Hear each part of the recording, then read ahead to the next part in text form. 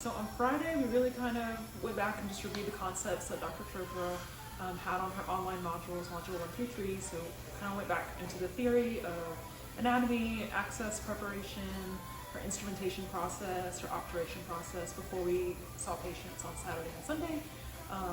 We also got the opportunity to work on extractive teeth, so gave us a little bit of time to work with the equipment and her like series of instrumentation techniques before we actually worked on one patient, so that was really helpful.